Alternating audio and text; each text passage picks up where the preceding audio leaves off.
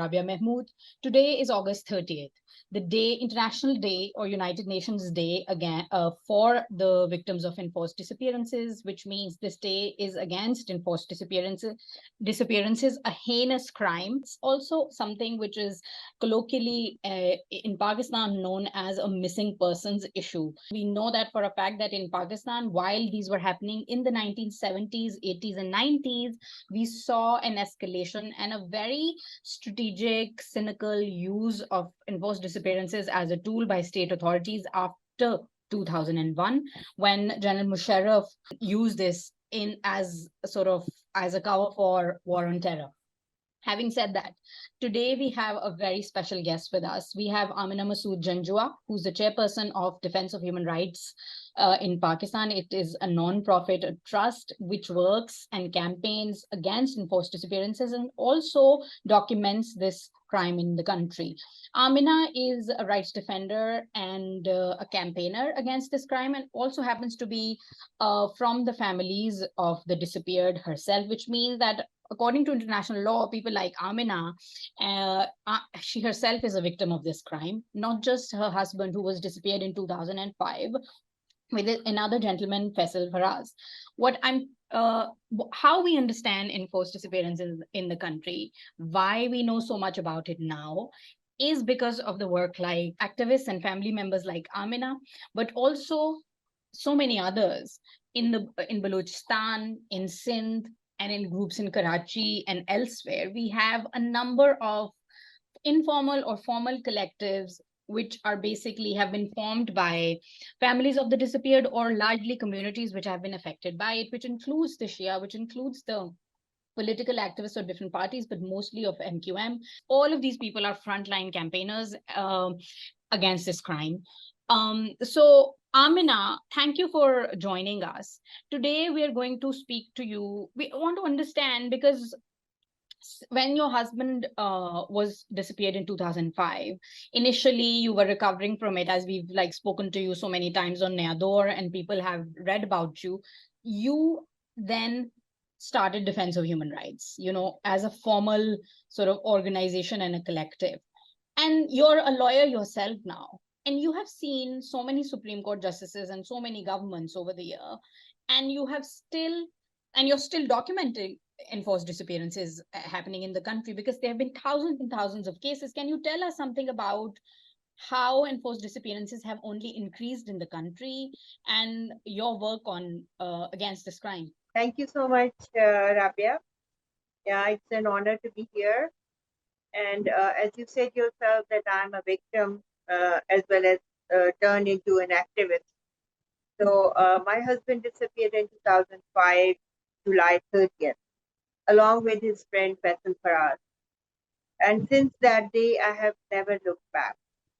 So our cases started in the Supreme Court because Chaudhry Iftikhar took the suo motu notice of my husband's disappearance. And that was the venue when we started filing other cases as well.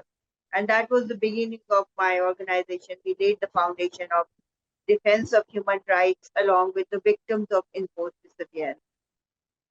So there were mothers, daughters, wives, and they were running pillar to post, and they had no clue as to what they should do and where they should go.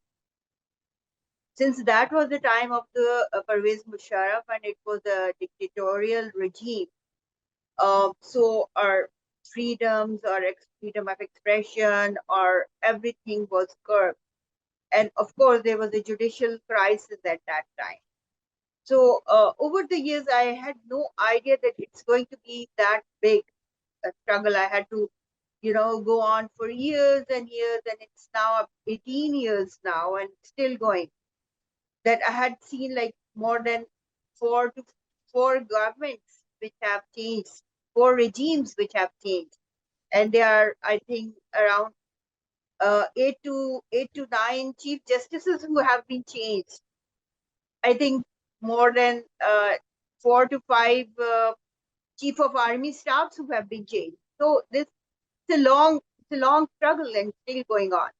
And the response of the governments which I have come across, first it was dictator Musharraf, then it was the People's Party and Zardari ji. After that, it was the PMLN and Mr. Nawaz Sharif came, and then again Mr. Imran Khan, PTI, and lastly it was PDM, the coalition of all 11 parties. So it was like a bit like up and down going on, but still it was going on.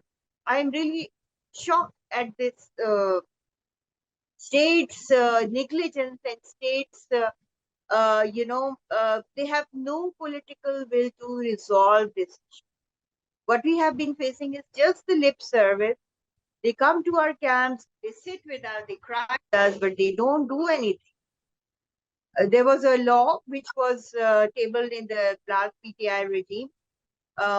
We had high hopes that it's going to be passed, but unfortunately, it's just got lost in the diploma in the parliamentary maze. We can hardly trace it down where it is and what are the changes which have been made in that. So there are other governments which are about to come because we are heading towards elections, and now it's a caretaker regime. So I really fail to understand why this burning issue, which now touches not just one province, but it's equally touching each and every region, ethnicity, religion, culture, and across the borders of Pakistan, like starting right down from the Gwadar, to it's starting the Khyber Pass, you know, right next to the to Kabul. So each and every segments of society are being touched. Lawyers are disappeared, activists are disappeared, um, human rights campaigners are disappeared, and of course, religious scholars are disappeared, and students are disappeared. Recently, there's a wave of from Balochistan in which students are getting disappeared from various universities. So, and teachers are disappeared, doctors, scientists.